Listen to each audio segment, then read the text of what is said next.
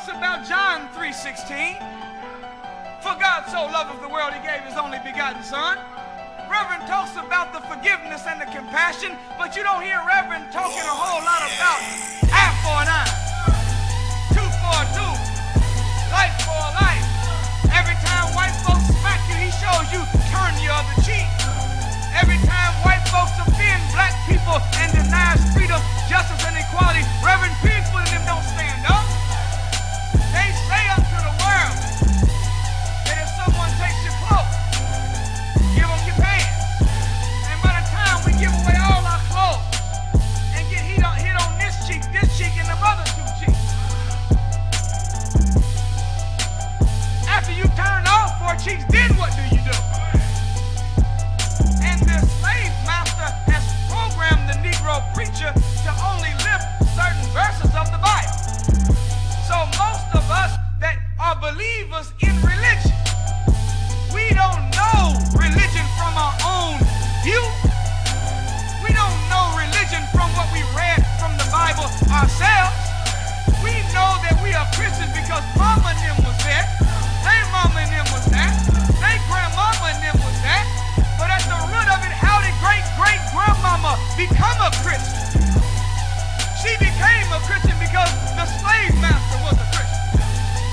If the slave master wasn't a Christian, we wouldn't be Christians. We were not Christians in Africa. We were not Christians before we came to the hills of North America. Our preachers that went to a school called the Theological Seminary. The Theological Seminary. To be told, well, it is a cemetery because they have buried God and Jesus there. They are taught certain verses.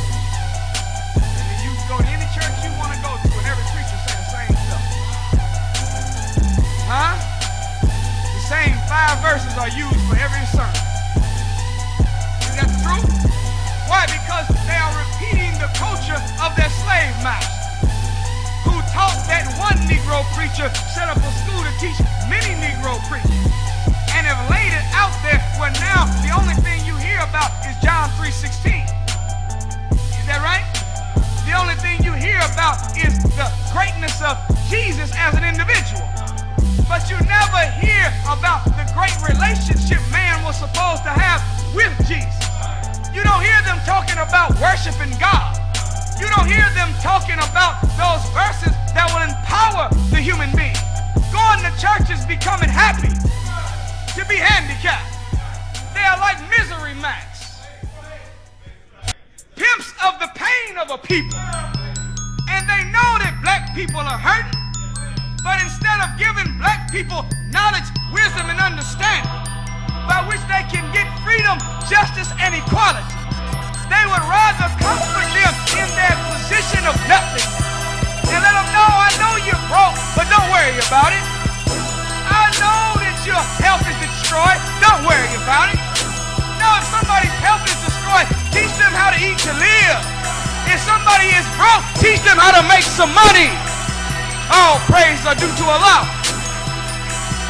But instead of teaching the broke man how to get paid, instead of teaching the unhealthy man how to gain his health back, instead of teaching the ignorant how to become wise, instead of teaching the husband how to be a better man and the wife how to be a better woman, you just say, as a reverend, don't worry about it, we gonna go to heaven one day and everything gonna be all good in heaven. No, that's a slave making teacher that is designed to help you cheat your life while you have it on the scene. What type of God would he be if he give you another one if you didn't do right by the one he first gave you? God ain't no fool. God's smarter than we are.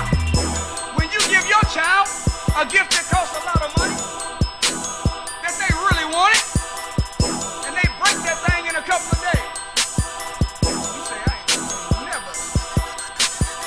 gonna buy you that. You ain't never getting nothing. I can't believe you would take something so valuable and treat it like you treat it. I know one thing, you'll never get another remote control car from me again. But what type of God would God be as the Father of all man to give us the greatest gift called life and to see us smoke it away eat it away, lie and steal it away, and be willing to, after us messing up this life, to say, don't worry about it, I got another one that you'll have in the sky, and you'll live in that one forever. No, God ain't no fool. In order to get a new life, you got to live the good life you live right now the way it's supposed to be lived.